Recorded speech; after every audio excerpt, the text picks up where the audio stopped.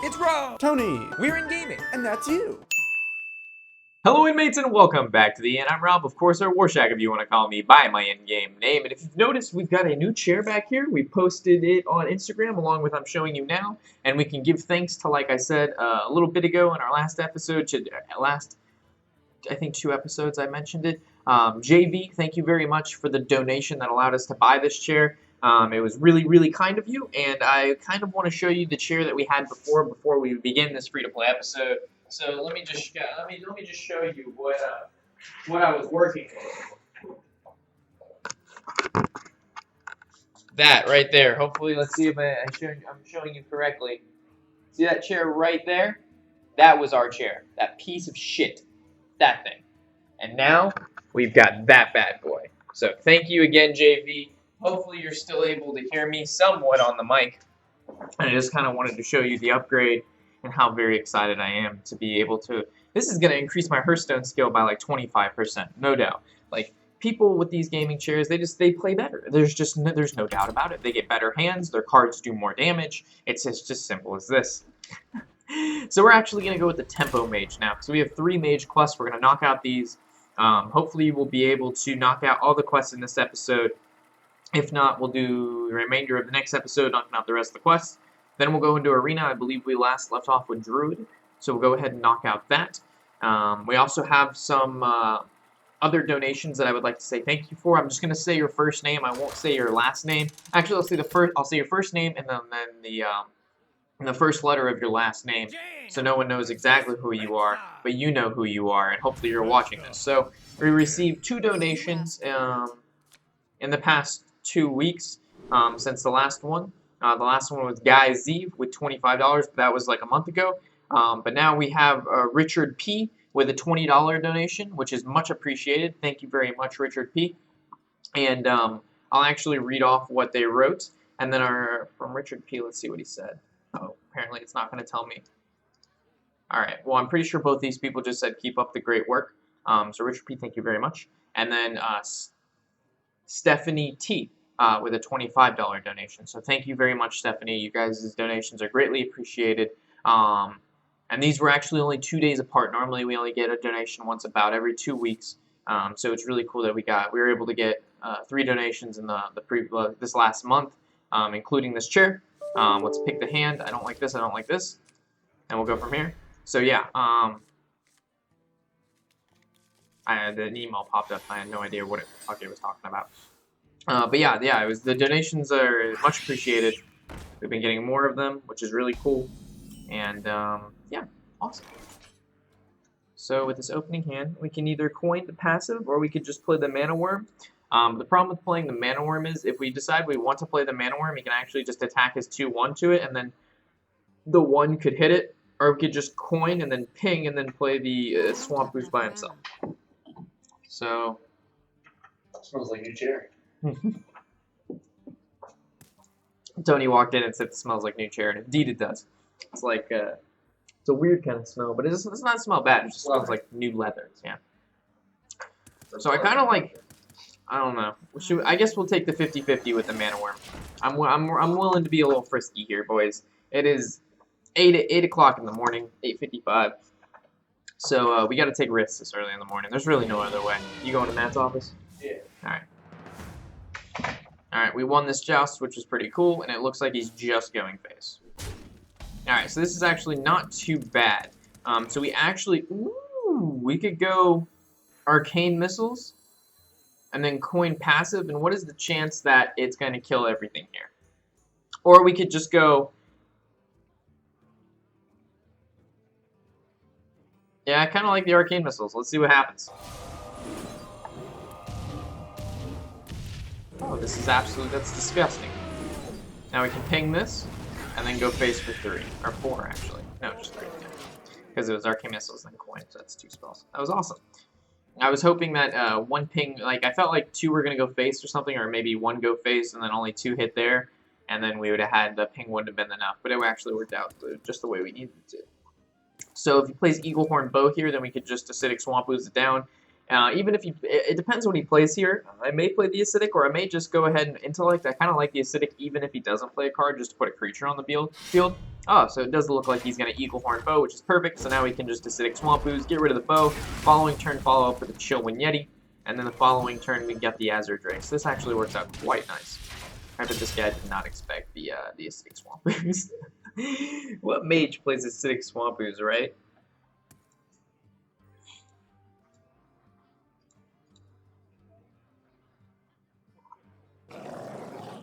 I'm just I'm pulling up comments here if there's any good comments to share with you guys. So we actually have, wow, what a Flamecaller coming in clutch. So we actually could go Yeti and play the Flamecaller. Like, we could go swing into this, summons a 1/1 Flamecaller. We float 1 mana, right? Or we could just go Yeti, attack base for 3. And now he's probably just going to swing the Infested Wolf into the 3/2, and then we can just play Flamecaller and then use our passive the next turn. So we can actually not just float 1 mana, and we'd only have a 2/2 on the board, which I don't really like, unless he has the Ram Wrangler. So now he's going to get... That's not good. So now he's going to draw a card, or it's whenever you play a card? Alright, so whenever you summon a beast, draw a card. Damn. That sucks. Oh, it's when you summon these two guys. Gotcha. Okay, so to kill these guys, so we'll go here, we'll ping this, and then we'll swing into there. Kind of sucks that he was able... I mean, the Buzzard's not too bad. Like, it could have been much worse, like a King Crush. So I don't really mind the Hunter drawing 2 cards, but at the same time, he could have gotten like a River Croc, which is like always what I get. But it was not too bad. The only time... Huffer? Yeah, oh no, I got excited, because if it was a Huffer, then our 2/2 would be able to contest it. Unfortunately, now it cannot contest it. Cannot contest it. So we go Frostbolt Ping, that leaves us with 2 mana, or we could just go Faceless and end turn, and then this beast gets... I don't know, I don't like keeping the beast alive. So let's actually go Arcane Intellect first to see what we draw. And then we're actually going to just Frostbolt it and end. And the reason being is the fact that we can just ping it next turn and play the Azure Drake and then swing our 2/2 into whatever he plays. So there's not actually a point to kill it unless he Houndmasters, and if he Houndmasters, then we just Forgotten Torch. So King's Elec is fine because this is a 3/2 that we can swing our 2/2 in. Him getting the Savannah Highmane is extremely bad, which means we need to draw a Polymorph next turn. What else can we play? Fiery Bat is not that scary. And Houndmaster? Oh no. So we're hoping for a Flame Strike. Flame Strike would be really good. We run 2 Flame Strikes, so not lucky. So there's no... This sucks. So this pings here, then we're at only 5 mana, and we Fireball this. Cooking time. And then, oh my gosh, we're wasting so many resources. What if we play Hogger and then kill this? Then this swings into that. This just automatically kills Hogger. We can't do that. I guess we Azure Drake, and we just hope to draw out Flame Strike. Still no Flame Strike. That really sucks. RIP.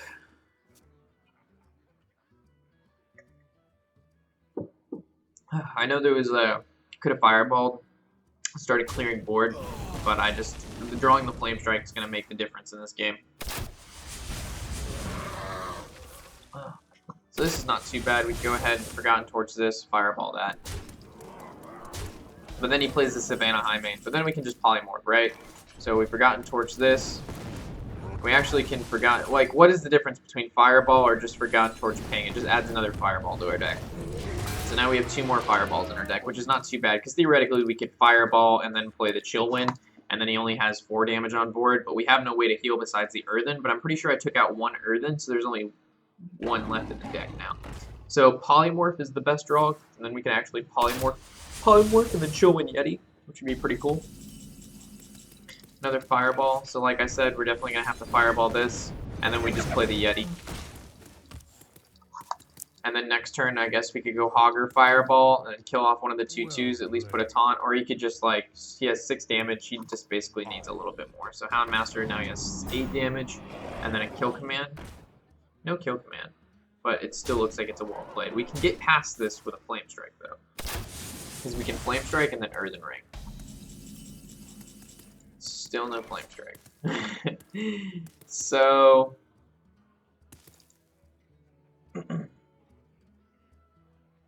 We know this Fireball is going to come down on here.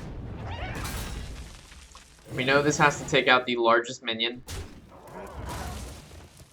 And then, I mean, it's basically, if we heal for 3, we get put at 8, right? And then he has 5, 6, 7 damage.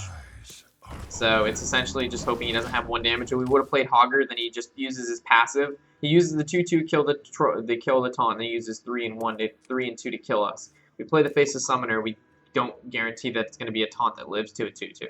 So we essentially just hope he didn't have 1 damage here. And they may out-companion anything. Yeah, this is GG. This is one of those games that we definitely need to draw a Flame Strike. I put 2 of them in the deck, though. Dude, stop trolling, man. You're level 7. You're rank 17. Not to say rank 17 is bad, but it's just like, if you're like a high legend and you're playing like against a friend, sure, you can BM, but like, what was you're playing like a tier 1 mid-range. Is Hunter tier 1? I don't know if mid-range Hunter's tier 1.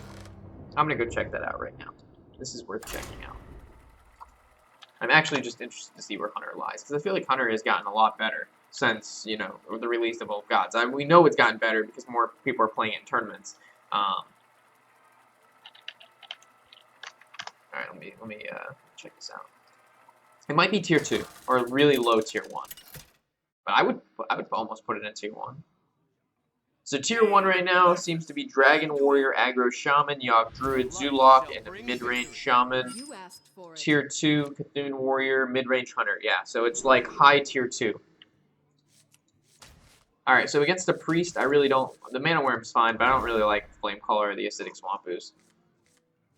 I kind of want to start trying Yogg Druid on my other account. It seems like a pretty fun deck. The only problem is I don't really necessarily like Yogg. Yogg was like my favorite boss, and I was looking forward to that guy so very much.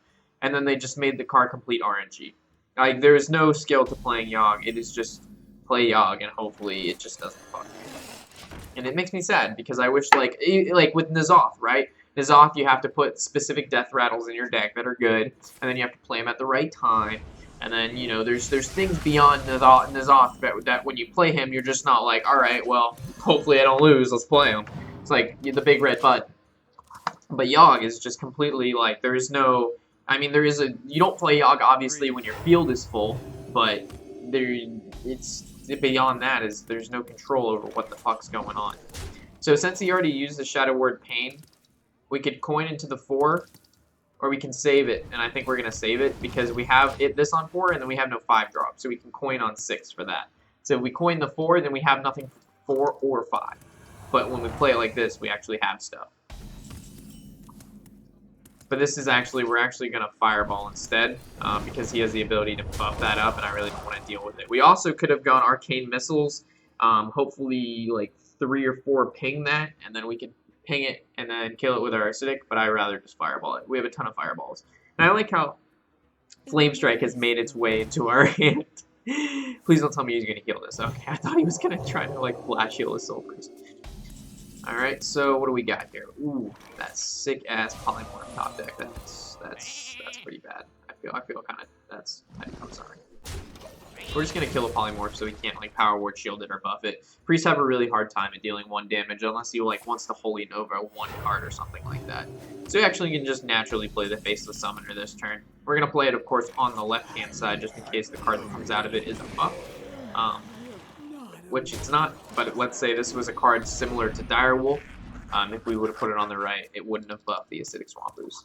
I know that's pretty simple for a lot of you, but some of you who are newer to Hearthstone may not, know where the creature placement is. The Cabal Shadow Priest is probably the best play he could have done last turn, but it was a good card for him to get. Like, our Faceless Summoner couldn't really have given him a better card.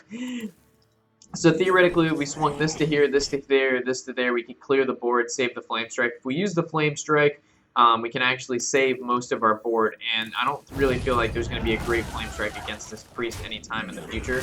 And the reason we didn't coin into the missiles is because I would rather save this coin in missiles for when we have like a Mana Worm out or something. If we had Yogg, that would have been saving it, or not saving it for Yogg too, but we would have maybe used it earlier for Yogg. But at the same time, we also want to save coin for the Pyroblast on 9, because he's at 14 line. He got a 7/9 dude card. Alright, so we're basically just going to play 2 4-drops and go face.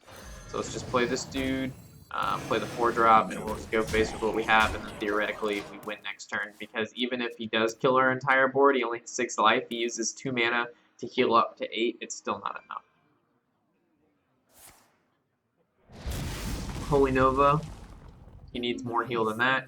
Soul Priest takes away all healing, and he's going to go face for 7s. Her Circle of Healing clears our entire board.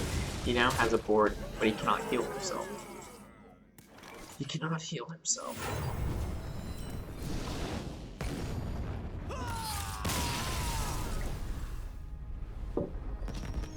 Alright, that worked out pretty well. I'm not sure if I like the Roaring Torches in the deck, but I like them more than kind of what we had going on before. So we need win 5 games, win 3 games. Wow. So we're definitely not going to be able to get the quest done this time. We'll get the win 3 games, but we won't get the win 5 games. Anything going on in the Pokemon world, guys? Any good catches lately? I know for those of you who don't play Pokemon, you're like, Rob, shut the fuck. There's a Scyther nearby, but I can't get it. I can't get it, guys. I cannot. How you say me? Get the Scythe sites. What's going on here? Oh, okay.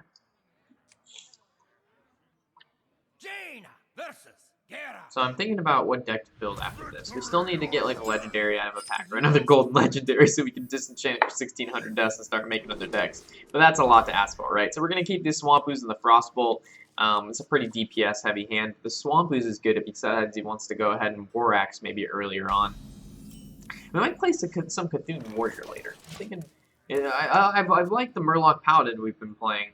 So I'm going to probably stick with that for a little bit, then maybe go Cthulhu Warrior, but then I want to play the new Yogg Druid, the Token Yogg. I call it Token Yogg, but I'll see what happens. So he's playing Cthulhu Druid, or Cthulhu Warrior. We go ahead and Frostbolt this, or we could just play the Swampoos to contest, or we could just Roaring Torch that next turn. The problem is if we go ahead and Roaring, or we save, I don't know if we save the Frostbolt, because what would he play on turn 2? If he coins this out now, that probably shows he has another creature, unless he's just like being a silly goose. I really don't like Frostbolting that. I would rather just Roaring Torch it. Frostbolt has the ability to freeze as but what if he plays a weapon next turn? The only reason you'd coin the Beckoner is if you have either another 2-drop or a weapon in your hand. But I like saving the Roaring Torch. We're gonna make the bet that he just doesn't know what he's doing. So if he plays like another Beckoner, then we should have Frostbolted. But if he plays a weapon, alright, then we should have Frostbolted. But actually, we don't have to Frostbolt, theoretically, because our Acidic Swampoos contest the War Axe. And it also, if we Forgotten Torch, he could swing face with this. So I like just playing the Swampoos here. We float 1 mana, but we kill the War Axe, which is a card, and then we kill the Beckoner, which is a card. So it's a 2-for-1 with the Acidic Swampoos, and we can just save the Forgotten Torch for something else. But Disciple of Cthulhu works as well, because now we can just Forgotten Torch this, and then we'll just ping the 2-1 next turn. And it puts another Fireball in our deck. So theoretically, we want to draw a 3-drop here. Yeah. We don't want to draw a 5-drop, because, I mean, we'd want to draw a 5-drop if it was good at the time, but right now it's not good, because we have to use our passive, and that's going to be 2 mana, and then we're going to have to Frostbolt the 2-3. So a 2-mana card is good. So a Mana Worm would be really great here, even though I know that it costs only 1. So we're going to definitely Frostbolt this. We're pinging this. And, yeah, no Mana Worm, not a problem. But next turn we have Faceless Summoner, which is really cool. Man, this chair is just fantastic. I like this chair a lot. It's a little big for this area, but it's perfect. It's good. I like it. Keeps my back, like, sturdy, so I'm not, like, slouching all the time. So I guess we could play the Summoner, and hopefully it summons not a 2-attack creature or 1-attack creature. It summons a 3-attack, so this is perfect. So this contests the Alkalite of Pain, so we can't just swing into it and draw a card. We have the Polymorph, which is good. This is going to deal 1 damage to everything, so he's going to draw at least 2 cards from the Alkalite. What's everybody at these low ranks having, like, the... Not low ranks, but I mean, like, still, he's a pretty good deck so far. So he's played every card that I would have in my Cthulhu Warrior. And he's like 17. Why is he 17? It just seems kind of silly. So I guess we'll draw. And then it's between the Water Elemental or the Chillwind Yeti. And I actually like the Chillwind Yeti at this point. Just because the Water Elemental freezes. And he hasn't played a weapon worth freezing. Even though we still have the Acidic Swampoos. So maybe the Water Elemental was a little bit better. But since we have 1 and 1 and we have 2 Chillwinds, it's fine. And also, guys, see this message that popped up down here? people get upset because I won't respond, and the reason I'm not responding is because I'm in a video. So if you sit there and message me and I'm not responding, it's probably because I'm making a video, and it's not because I don't like you, and it's not because I don't want to talk to you. It's just because no one wants to hear me have a conversation with someone in a video. I just wait till after the video. I'll message you and be like, hey, sorry I was in a video, or sometimes I'll forget because I'm trying to edit something really quickly and get these things out as fast as possible. So just don't take it against you if you're like, oh wow, he never messaged me back, he hates me. No, I don't hate you. It's just I'm in the middle of the video. And we've had a few comments like, hey, it'd be nice if you didn't sit there and whisper every person who whispers you back. Unless, like, we hit legend or something and people are congrats. And then we might acknowledge them. But we definitely acknowledge them after the video. But either way, sorry to get off topic. I just thought I'd bring that up. Oh, there's also another thing I wanted to mention. Highlights. You guys have been really great about this. I only mentioned it in, like, one video saying, like, hey, if there's a particular highlight you guys like, let me know in the comments. Be like, hey, at this point, this would be funny or this is good. I think we're going to go ahead and just Water Elemental Fireball. The reason we're going to Fireball instead of Roaring Torch is because I value the Roaring Torch higher than the Fireball. Even though we could fit in a ping there, it's still like almost not even worth it just to save this in combination with maybe something else we wouldn't have enough mana for in the future. Also, the ping he has 9 armor. It's not going to make a significant difference. So Baron here is totally okay. Again, we're probably just going to Roaring Torch the Baron. We don't want to Polymorph, because Roaring Torch maxes out at 6 damage, right? A Polymorph can turn anything into a cheat. So, like, he plays something bigger than has 6 HP, then we just deal with that effect. So we're going to Azure Drake first to see what we get. Actually, it sets up him for a decent brawl. So honestly, like, just Fireballing, we're definitely going to swing with everything, and then we're just going to ping, and we're not going to allow him to brawl. So we're actually going to save the Azure Drake here. We're going to make him kill, like, max creatures I want on the field is 2 creatures. So the highlights, like I mentioned, you guys have been doing great. Just for those of you who may have not caught the video that I mentioned the highlights in, if something happens in the game that's worthy of, like, one of the highlight videos we did, let me know and in the comments, and I'll make sure to make a point to post that. Alright, so now, he Cthulhu. And this is the reason we didn't use Polymorph, right? Because Polymorph can get rid of that with no problem. But if we would have used the Fireball, it would have been a different story.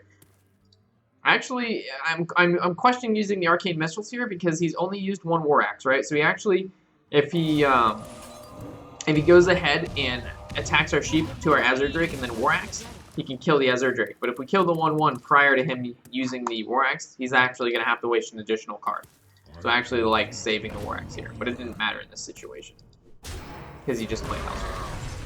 So Fireball is a good draw here. I mean, his deck is a lot better than ours, folks.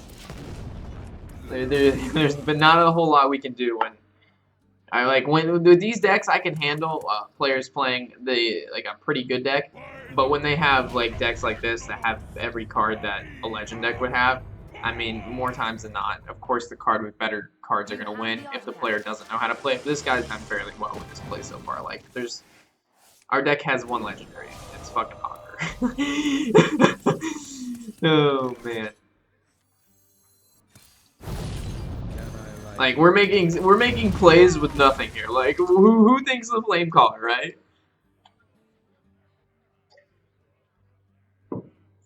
Like, this is where Yogg would come in, to draw us a bunch of cards and to do a bunch of shit. But we don't have Yogg, we don't have Archmage. Holy shit, man.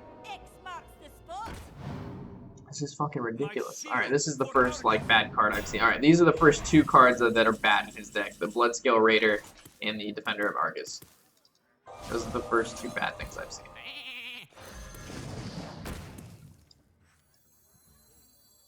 I don't even know if we play the Acidic Swamp Ooze or not. I think we just...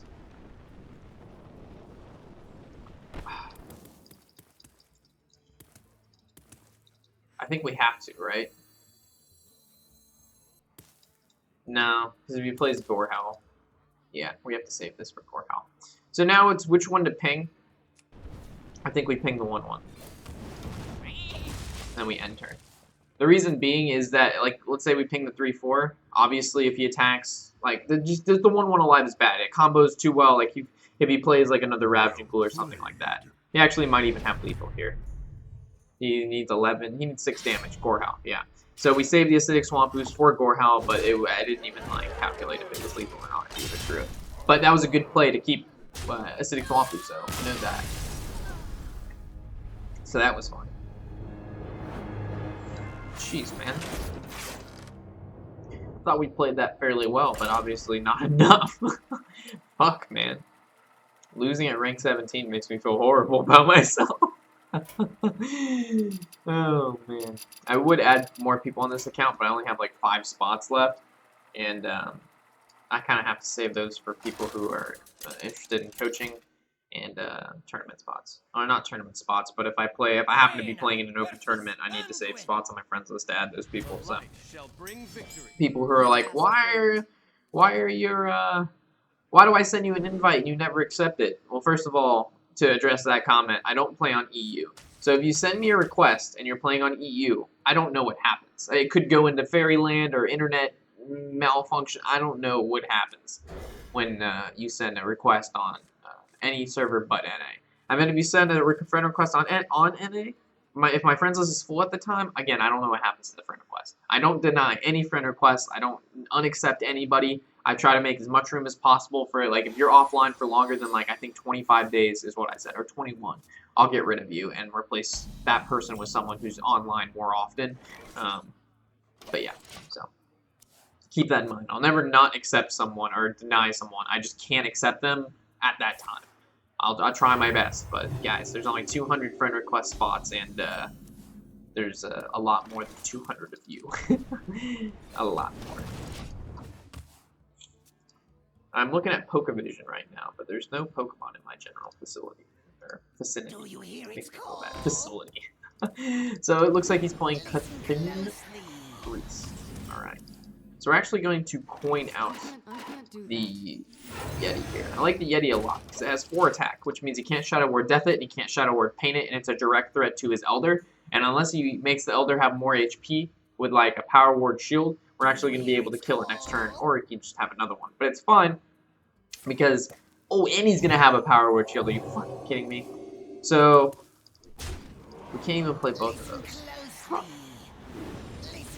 So this is 2, this is going to require that. So, I guess we just play another one, and then we swing one into here, and then he doesn't have a good way to get rid of HP. But it sucks that he had another one and another Power Word Shield, because I don't like Cthulhu getting to that 10-10 mark, because then he gets the cards that activate when he's at 10-10, such as Twin Veclor and the heal for 10th card. That was a mistake. And Cthulhu will be 10-10 by the end of this turn. And I would not be surprised, another Power Word Shield. Wow.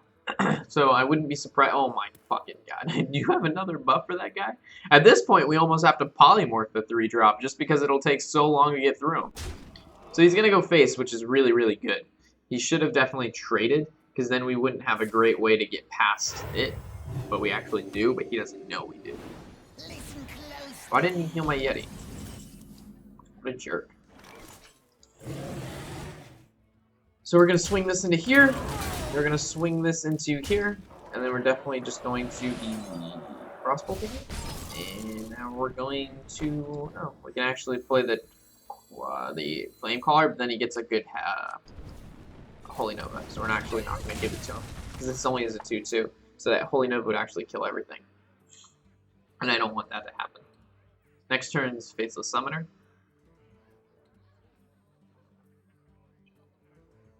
Do you know the secret? So there's the Hooded Alkaloid. Okay, so I'm expecting a heal, double a minion's health, so now it's a 12. That's a lot. Arcane Missiles doesn't do a ton here. Faceless Summoner. 4-2 is pretty good. Unfortunately, it still dies the Holy Nova, which is this is a pretty big issue. I was hoping for maybe a Polymorph to get rid of this 3-12. But we don't have it, and the reason we didn't attack it is because there's no reason to. It's just going to kill off both of our creatures, and it's going to have 4 health left, and then he just heals it back up.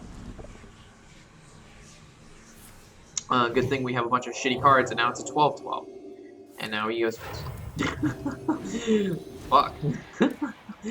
Oh my god. Alright, so what can we do here? What's the best way to get rid of this field? This does 4 damage. It's going to kill this and put that down to 8, and then we would sacrifice both of those. So I think that's not bad. And then we just sacrifice, actually, what do we value more? The Yeti can be healed up, so I actually like the Yeti more than the other card. Because if we draw this Earthen Ring can actually heal this Yeti back up. I'm not worried about 12 HP. Because Do you know Priest the doesn't have any secret burst. handshake?